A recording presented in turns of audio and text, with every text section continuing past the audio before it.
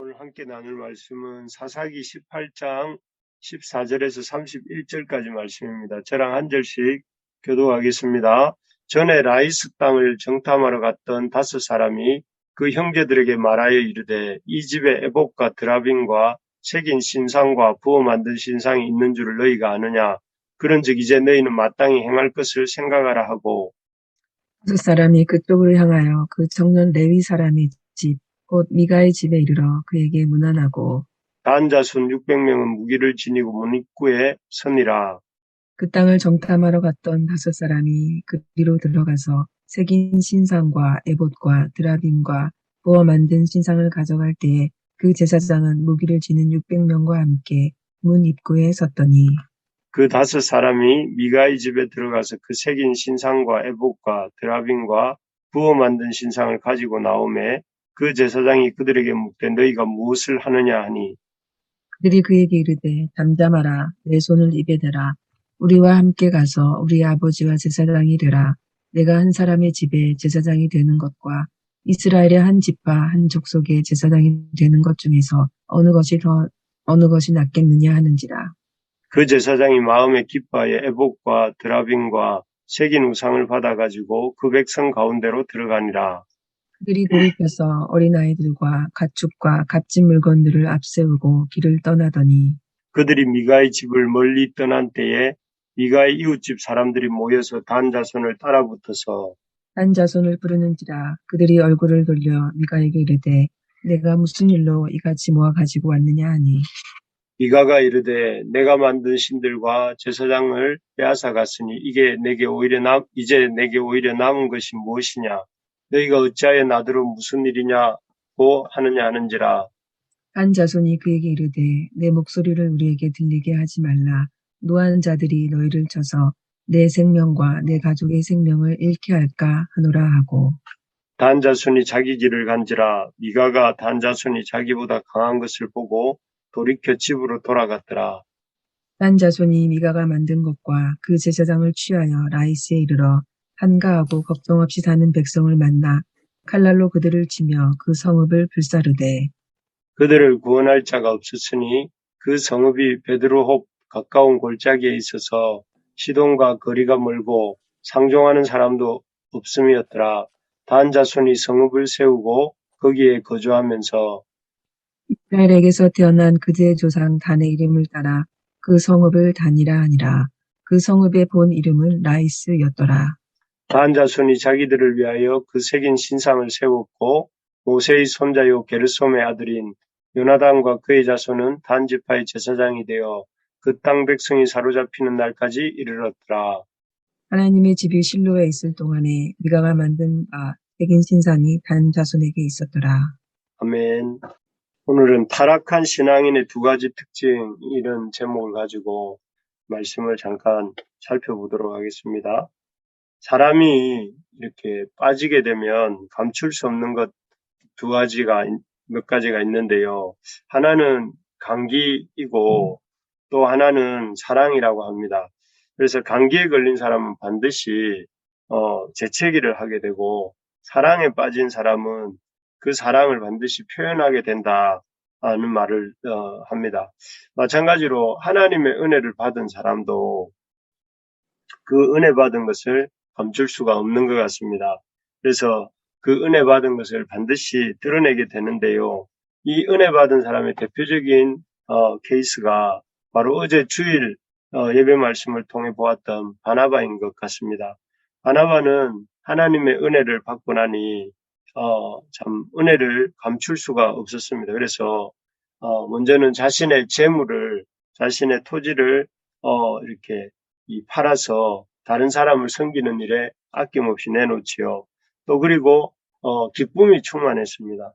그래서 그는 안디옥 교회에서 이방인들이 성도가 된 것을 보고 한없이 이렇게 기뻐했습니다. 그리고 그 기쁨이 이렇게 겉으로 드러났죠. 그리고 또 이렇게 믿음이 연약한 자들을, 그 믿음이 연약한 안디옥 성도들을 힘을 다해 붙들어주고 세워주는 것을 볼 수가 있습니다. 그래서 안디옥 성도들도 세워주고 또 다소에서 치과에 있던 바울도 이렇게 불러내어서 성경 선생으로 세우는 이런 모습을 볼 수가 있습니다. 참, 이 하나님의 은혜가 우리 가운데 임하고 이런 은혜의 역사가 이런 이렇게 기쁨이 충만하고 우리 것을 내어놓고 섬기고 또 믿음이 연약한 자들을 이렇게 붙들어주는 그런 은혜가 우리 가운데 그런 은혜 받는 역사들이 일어나게 되기를 진심으로 소망합니다. 그래서 우리 성도들이 바나바처럼 하나님의 큰 은혜를 경험하고 이렇게 이 기쁨을 기뻐하면서 다른 사람들을 세워가는 우리 모든 부르심의 가족들이 되기를 소망합니다. 그런데 이제 오늘 본문에서는 이렇게 은혜 받은 사람들에게 나타나는 특징들에 대해서가 아닌 하나님 말씀에서 벗어난 사람들, 진리 밖에 있는 사람들, 은혜 밖에 있는 타락한 신앙인들에 대한 이야기가 나오고 있습니다. 이 이야기 속에서 우리는 신앙인이 타락하면 예수 믿는 사람들이, 하나님 믿는 사람들이 그 길을 벗어나면 어떤 모습이 되는지를 참 살펴볼 수 있습니다. 과연 신앙인이, 하나님의 백성이 타락하면 어떤 추한 모습이 나타나게 되나요? 먼저는 그 타락한 신앙인의 특징이 자기 자신의 유익에만 관심을 갖는다 하는 것입니다. 본문에 나오는 세 부류의 사람들이 다 그런데요. 먼저 미가가 자신의 집에 에봇과 드라빔, 그리고 신상, 새긴 신상, 부어 만든 신상, 종류도 다양하죠. 만들어 놓은 이유가 뭐라고 합니까? 우리 오늘 본문은 아닌데 어제 본문 마지막 절 17장 13절 11장 그제 본문이네요. 17장 13절을 우리가 한번 읽어볼까요? 17장 13절입니다. 같이 한번 읽겠습니다. 시작. 이에 미가가 이르되 레위인이 내 제사장이 되었으니 이제 여호와께서 내게 복 주실 줄을 아노라 한다. 여기에 보면 미가가 자신이 신상을 만들고 또 레위인을 자기 집의 제사장으로 전용 제사장으로 세운 이유를 뭐라고 밝히고 있습니까? 여호와께서 내게 복 주실 줄을 아노라 이렇게 말을 하고 있습니다. 그는 여호와를 섬기는 게 목적이 아니라 여호와께 복을 받는 게 목적이었고 그런 여호와께 복을 받는 수단으로서 어떤 제사장을 또 우상들을 만들어 놓고 있었던 것을 볼 수가 있습니다. 또 그뿐만이 아니고 미가라는 사람뿐만이 아니고 미가에게 그렇게 함께하면서 제사장 노릇을 했던 그 사람도 이렇습니다. 그래서 제사장도 비슷합니다.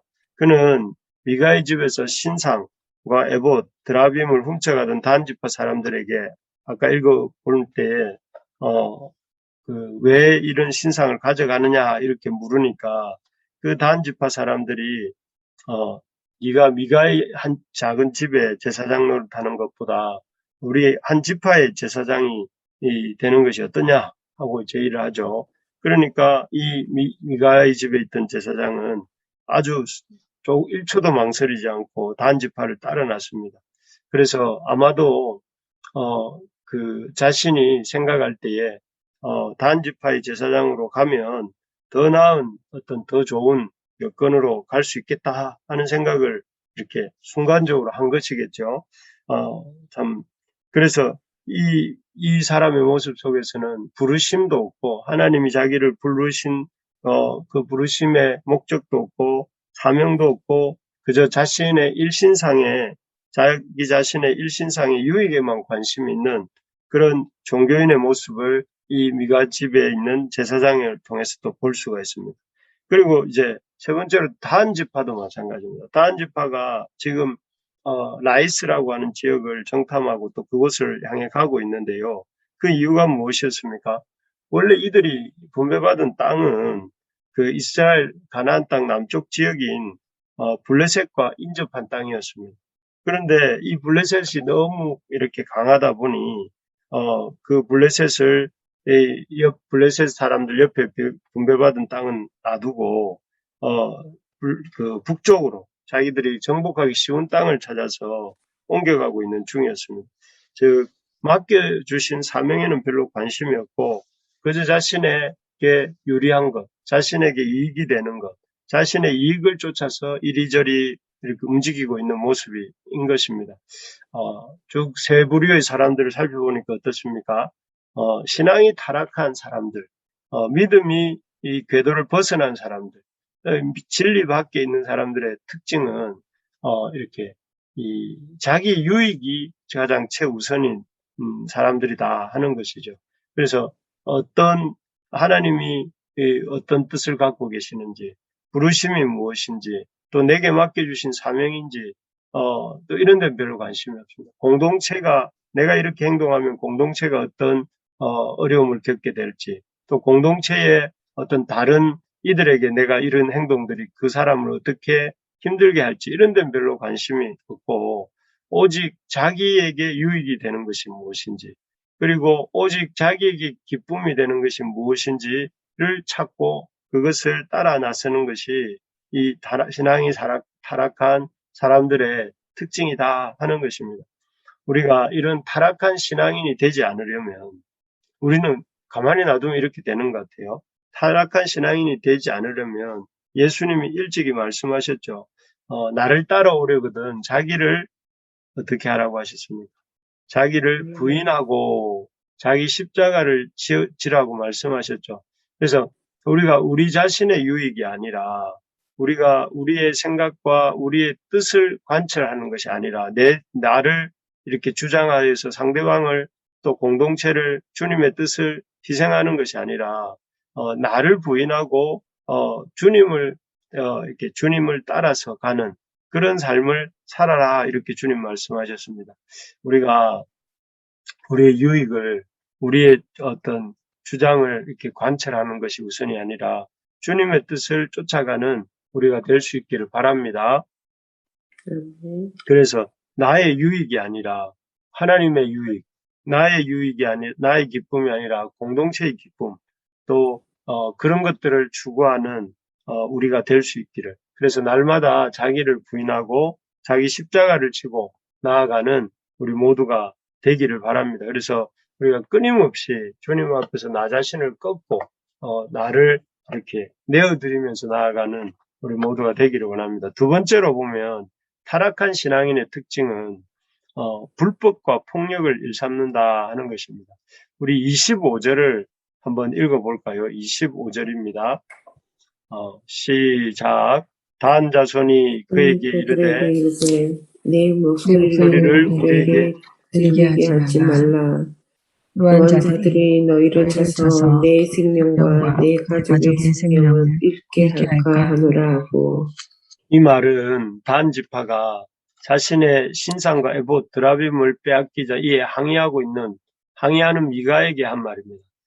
미가 입장에서 물론 뭐 그가 잘한 것도 없지만 에봇과 하나님 백성으로서 에봇과 신상, 새긴 신상, 부어 만든 신상 이런 거 만들어 놓고 있는 것도 잘 못하는 거고 또 그런 것들 빼앗겨도 마땅하지만 그러나 어쨌든 미가 입장에서 보면 자기의 재산이고 또 자기가 만드는 어떤 것들인데 이것을 빼앗아가는 단지파 사람들에게 항의를 하니까 하는 말이 한마디로 입을 다물고 목소리를 내지 말라 하는 거 아닙니까?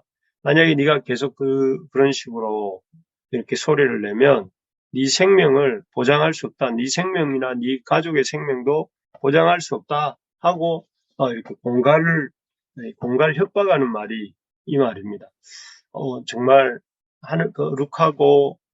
거룩한 하나님 또 그리고 약한 자들을 과부와 고아들을 돌보시는 그런 하나님을 믿는 백성들의 입에서 나오는 말이라고 할 수 없는 말입니다. 아마 이 시중에 건달이나 불량배들의 입에서나 들을 수 있는 그런 아주 불법적이고 폭력적인 말이 아닐 수 없습니다. 여기뿐만이 아니죠. 여기 25절뿐만 아니라 앞에 19절에서도 미가의 집에 있던 제사장들이 단지파 사람들에게 왜 이렇게 행하냐고 물을 때에 입을 닫고 잠잠하라, 입을 손으로 가려라 이런 식으로 이렇게 말을 하죠. 그리고 나중에 보면 이 단지파의 불법과 그런 어떤 폭력이 어디서 최고조에 달하냐면 27절에 보면 그 단 자손이 이렇게 라이스 사람들을 완전히 몰살시키는 장면에서 그렇습니다.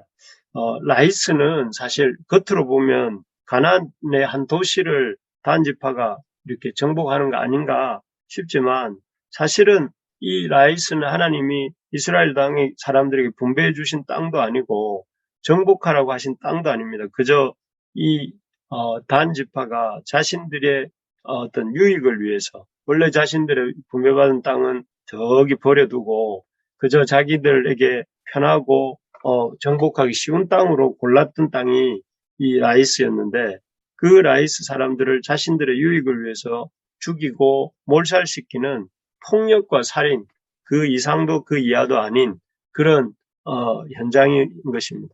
그래서 어쨌든 이렇게 살펴보면 참 이 말의 언어의 어떤 폭력적인 언어와 또 실제적인 폭력으로 이렇게 그 모습이 이렇게 바뀌어 있는 단지파의 모습을 보게 됩니다. 정말 그렇습니다. 우리가 겉으로는 참 신앙인이라고 하면서도 우리가 참 이 힘을 앞세우고 살고 있지 않는지, 우리의 어떤 우리가 갖고 있는 힘을 앞세우고 그 언어가 참 폭력적이고 또 말이 참으로 이렇게 상대방을 힘으로 누르려고 하고 또 행동을 그렇게 하고 있지 않은지 우리가 돌아볼 수 있기를 바랍니다. 어떤 경우에도 불법과 폭력은 이렇게 합리화할 수 없습니다.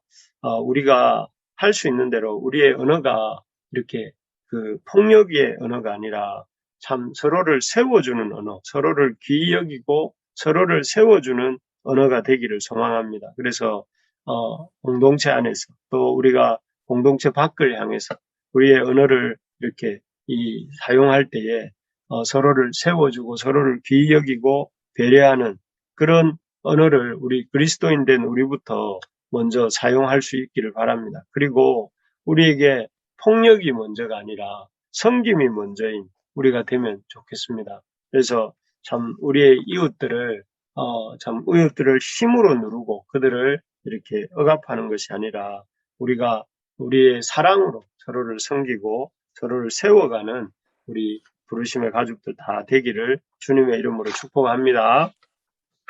말씀을 맺겠습니다. 우리 오늘 타락한 신앙인, 은혜 받은 신앙인의 모습을 잠깐 보고 또 타락한 신앙인의 모습을 잠깐 살펴봤습니다. 맛을 잃고 맛을 잃은 소금처럼 타락한 신앙인의 특징 두 가지가 무엇이었습니까? 먼저는 하나님 나라와 의를 구하는 데는 관심이 없고 자신의 유익만을 추구하는 사람이 추구하는 것이 첫 번째 특징이었습니다. 그래서 부르심이 무엇인지 사명이 무엇인지 하나님이 있으라고 한 자리는 무엇인지에 관심은 없고 그저 자신의 유익만을 추구하며 여기저기를 이렇게 떠돌아다니는 그런 사람들이 하나님의 이 타락한 신앙인의 모습이다고 보았습니다. 우리가 믿음의 자리를 잘 지키고 하나님의 뜻을 따라서 이렇게 내 유익이 아니라 하나님의 유익이 무엇인지를 먼저 생각하는 우리가 될 수 있기를 소망합니다. 두 번째로는 불법과 폭력을 일삼는 것이 타락한 신앙인의 모습이다. 참 언어가 이렇게 그 사람을 살리는 언어가 아니라 다른 사람을 이렇게 억압하고 자기의 뜻을 관철시키기 위한 언어를 구사하는 이 단지파의 모습처럼 우리도 이런 언어가 이렇게 그런 언어를 버리고 생명을 살리고 또 서로를 높여주는 또 그리고 서로를 세워가는 그런 우리가 될 수 있기를 바랍니다. 그리고 또 무엇보다 서로 사랑하고 폭력이 아니라 서로 섬기는 그런 아름다운 공동체가 될 수 있도록 우리가 힘써야 하겠습니다.